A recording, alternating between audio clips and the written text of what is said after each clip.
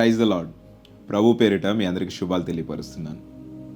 గడిచిన కాలం అంతయు తన సజీవమైన రెక్కల చోటును భద్రపరిచి ఈరోజు మనలను సజీవుల లెక్కలో ఉంచిన దేవాతి దేవునికి స్తుతులు చెల్లిస్తున్నాను. ప్రతిరోజు కూడా దేవుని యొక్క వాక్యము కోసం కనిపెడుతూ ఆత్మీయతలో వర్ధిల్లుతున్నారని నేను నమ్ముతున్నాను. చూడండి, మన దేవుడు గొప్ప దేవుడు, జీవము కలిగిన దేవుడు. మనము చేసే ప్రతి ప్రార్థనను ఆయన ఆలకించే దేవుడు. తన బిడ్డలు ఇబ్బంది పడుతూ ఉంటే ఆయన చూస్తూ ఊరుకుండలేడట. ఆయన బిడ్డలు శ్రమలు పడుతూ ఉంటే ఆయన చూస్తూ ఊరుకుండలేడట. చూడండి, దావీదు జీవితంలో ఎన్నో ఆటుపోట్లను మనం చూస్తాం.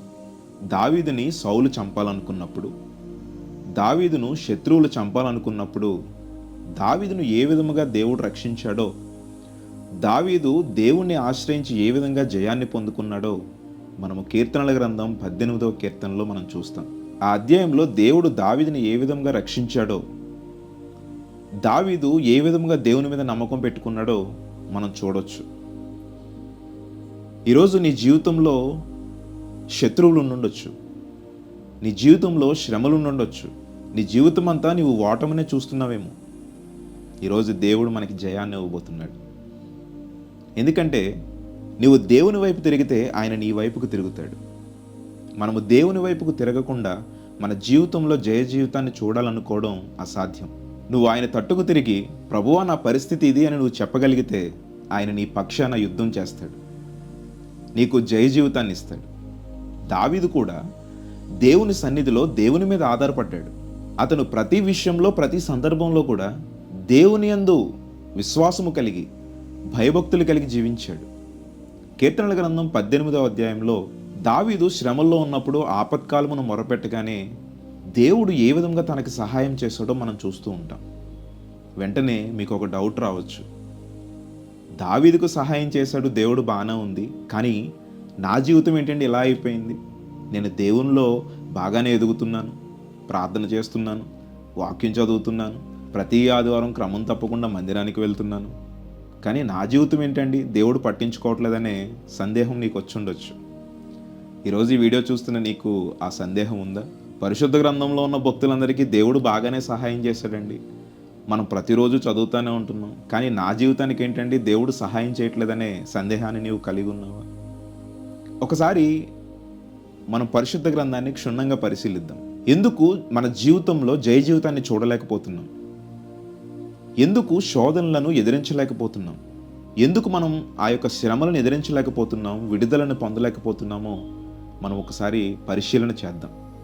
ఈరోజు ఒకవేళ నీకు ఆ సందేహం ఉంటే పరిశుద్ధాత్మ దేవుడు ఈరోజే నీతో మాట్లాడుతున్నాడు. ఖచ్చితంగా నీ హృదయాన్ని సరిచేసుకోగలిగితే నీ జీవితంలో జయ జీవితాన్ని పొందుకుంటాం. చూడండి, కీర్తనల గ్రంథం 18వ అధ్యాయం 21వ వచనంలో దావీదు మాట్లాడుతూ, నేను యెహోవా మార్గములను అనుసరిస్తున్నాను అనే వాక్యాన్ని మనం అక్కడ చూస్తాం. దావీదు ఏం చేస్తున్నాడట? దేవుని యొక్క మార్గాన్ని అనుసరిస్తున్నాడట, దేవుని యొక్క మాటలను అనుసరిస్తున్నాడట. తూచా తప్పకుండా దేవుడు చెప్పిన ప్రతి దానిని అతను చేస్తున్నాడట. మరి మనము మన జీవితాల్లో దేవుని మార్గంలో ఉన్నామా? దేవుని చెప్పిన మాటల ప్రకారం మనం నడుచుకుంటున్నామా? మనం ఎందుకు దావీదు పొందుకున్న ఆశీర్వాదాలను, దావీదు పొందుకున్న జయ జీవితాన్ని మనం పొందుకోలేకపోతున్నామంటే దేవుని మార్గాన్ని మనం అనుసరించట్లేదు, దేవుని యొక్క మాటలను మనం వినట్లేదు. దావీదు జీవముగల దేవుణ్ణి, రోషముగల దేవుణ్ణి అనుసరిస్తూ తన జీవితంలో ప్రతి సమయంలో కూడా విజయాన్ని పొందుకుంటున్నాడు. మరి ఈరోజు నువ్వు దేవుని మార్గంలో ఉన్నావా? ప్రభువారు మత్తయి సువార్త 7వ అధ్యాయం 13వ వచనంలో ఇలా అంటారు, ఇరుకు ద్వారమున ప్రవేశించుడి, నాశనమునకు పోవు మార్గము వెడల్పును విశాలమై ఉన్నది అని మాట్లాడతారు. ఈ రోజుల్లో లోకమంతా కూడా పాపము విస్తరించబడి ఉందండి. ఎక్కడ చూసినా పాపం. సాతాను ఆకర్షణీయమైన ఈ లోకంలో పెట్టి అనేక మందిని నరకాగ్నిలోనికి లాగేస్తూ ఉంటుంది. దేవుని మార్గంలోనికి రావాలంటే సినిమాలు చూడకూడదు, వ్యర్థమైనవన్నీ విడిచిపెట్టాలి, అసలు దేవునిలో ఉంటే చాలా కష్టం, మనం ఉండలేము అని చాలామంది అనుకుంటూ ఉంటారు. ప్రభు అంటున్నారు, నాశనానికి పోయే మార్గము విశాలంగా ఉంటుందట. చూడండి, ఇక్కడే ఆనందం ఉంది, ఇక్కడే సంతోషం ఉందని అనేకమైన పాపముల చుట్టూ తిరుగుతూ ఉన్నారు ప్రస్తుతం రోజుల్లో. చివరకు ఆ దారి నాశనానికి తీసుకువెళ్తుంది. ఇప్పుడు నీకు ఏదైతే దేవునిలోకి వచ్చాక కష్టం అనిపిస్తుందో, నువ్వు విశ్వాసముతో దేవుని యందు నమ్మిక ఉంచితే నీకు నిత్య సంతోషం, నిత్య ఆనందాన్ని దేవుడు కలుగజేస్తాడు. నా మట్టుకు నేను చెప్పగలను, ఈ లోక సంబంధమైన విడిచిపెట్టి దేవునిలోనికి వచ్చిన తర్వాత నిజముగా ఈ లోకంలో చూసేమన్నీ వ్యర్థంగా కనబడతాయి. నిజమైన ఆనందము, నిజమైన సంతోషము దేవునిలోనే దొరుకుతుంది. ఇంకో విషయం మీకు తెలుసా? జయ జీవితాన్ని దేవుడు మనకు అందిస్తాడు. ఆనాడు దావీదు ఏ విధంగా జయ జీవితాన్ని పొందుకున్నాడు, శత్రువుల చేతి నుండి ఏ విధంగా బయటపడ్డాడు, సౌలు చేతి నుండి ఏ విధంగా బయటపడ్డాడు అని అంటే, ఆయన ఆశ్రయించిన దేవుడు బలమైన వాడు, జీవము గలవాడు. మరి ఈరోజు మన జీవితాల్లో ప్రతి శోధనలో మనం పడిపోతున్నాం, శ్రమల నుండి విడుదల ఉండట్లేదు, ఆర్థిక ఇబ్బందులతో సతమతం అవుతున్నాం.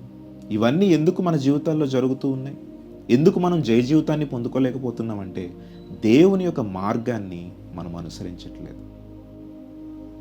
ఈరోజు మనము దేవుని యొక్క మార్గాన్ని అనుసరించే వారిగా మనం మన జీవితాలను మార్చుకుంటే, మీరు నమ్మండి, జయ జీవితాన్ని మనకిస్తాడు. మన జీవితం అంతా కూడా ఆశీర్వదించబడుతుంది.